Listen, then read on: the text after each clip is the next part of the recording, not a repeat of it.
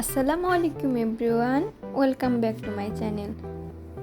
আবারও নতুন আর একটি রেসিপি নিয়ে হাজির হয়েছে আপনাদের সামনে। আজকে তৈরি করে দেখাবো ব্রয়লার মুরগি ভুনা। অনেকেই ব্রয়লার মুরগি খেতে চান না, খেতে ভালো লাগে না। একবার এভাবে ট্রাই করে দেখবেন, অবশ্যই ভালো লাগবে। একটু নতুনভাবে তৈরি করার চেষ্টা করেছি। চলুন তাহলে শুরু করা যাক। প্রথমে 500 গ্রাম ব্রয়লার মুরগির মাংস একটি পাত্রে নিয়ে নিলাম।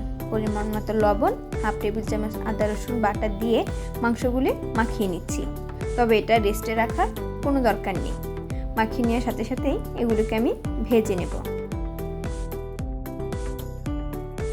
একটি কড়াইতে 2 টেবিল চামচ তেল দিয়ে দিলাম। এখন একটি একটি করে মাংস দিয়ে সবগুলি মাংস আমি হালকা ব্রাউন কালার করে ভেজে নিচ্ছি। তবে বেশি ভাজা যাবে না, এতে খেতে ভালো লাগবে না। ভেজে নেওয়া হয়ে গেলে অন্য আরেকটি পাত্রে 2 টেবিল চামচ তেল দিয়ে দিলাম। এখন 1 কাপ পেঁয়াজ কুচি দিয়ে দিচ্ছি। পেঁয়াজগুলোকে নেড়ে চেড়ে একটু সফট করে নিচ্ছি। তবে এটাকে আমি বেরেস্তা করে নেব না। পেঁয়াজটা কিছুটা নরম হয়ে আসলে এর মধ্যে দিয়ে দিব একটি তেজপাতা, সাথে একটি দারুচিনি, 2 থেকে 3টি এলাচ। এগুলো একটু নেড়ে চেড়ে ভেজে নেব। এখন দিয়ে দিব 1.5 টেবিল চামচ আদা রসুন বাটা, সাথে দিচ্ছি 1 টেবিল চামচ লাল মরিচের গুঁড়ো, হাফ টেবিল চামচ হলুদের গুঁড়ো, হাফ টেবিল চামচ ধনিয়া গুঁড়ো এবং 1 চা চামচ জিরা গুঁড়ো। সবকিছু একসাথে ভালো করে মিশিয়ে নিচ্ছি।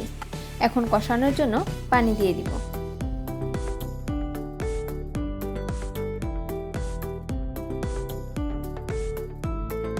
এখন দিয়ে দিব 1/4 চা চামচ গরম মশলার গুঁড়ো, সাথে দিব পরিমাণ মতো লবণ। এই দুটো জিনিস আপনি সেই মশলার সাথে দিয়ে দিতে পারেন, তবে আমি এখন দিলাম। নেড়ে চেড়ে সবকিছু একসাথে কষিয়ে নিচ্ছি। কষিয়ে নেওয়া হয়ে গেলে আগে থেকে ভেজে রাখা মাংসগুলো দিয়ে দিচ্ছি। সবগুলো আবার ভালো করে মিশিয়ে নিচ্ছি। কিছু একসাথে ভালো করে মিশিয়ে নেওয়া হয়ে গেলে মাংসগুলো কষানোর জন্য হাফ কাপ পানি দিয়ে আবারও নেড়ে চেড়ে ঢাকনা দিয়ে ঢেকে দেব।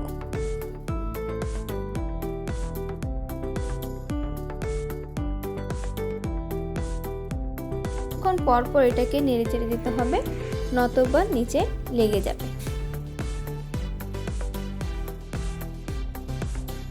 এই তো আমার কষানো হয়ে গেছে। এখন আমি দিয়ে দিব 1 টেবিল চামচ টক দই এবং 1 টেবিল চামচ টমেটো সস। দুটো একসাথে ভালো করে মিশিয়ে তারপর আমি মাংসের সাথে মিক্সড করে দেব।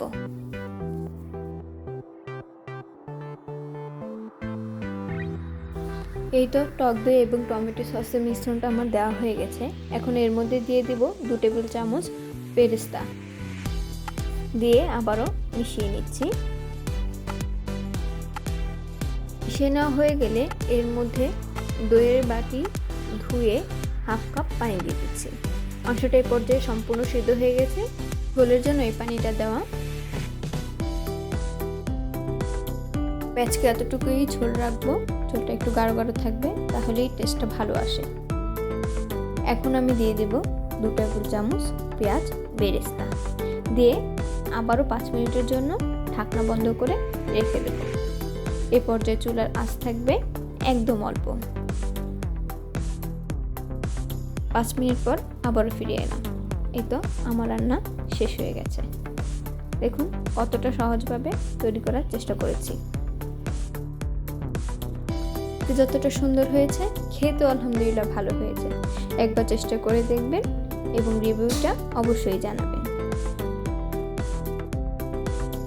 ভিডিওটা ভালো লেগে থাকলে অবশ্যই একটি লাইক এবং কমেন্ট করে জানাবেন। সাবস্ক্রাইব করে পাশে থাকতে একদম ভুলবেন। আবারও হাজির হব নতুন কোনো রেসিপি নিয়ে। সে পর্যন্ত ভালো থাকুন, সুস্থ থাকুন এবং আমাদের সঙ্গেই থাকুন। আল্লাহ হাফেজ।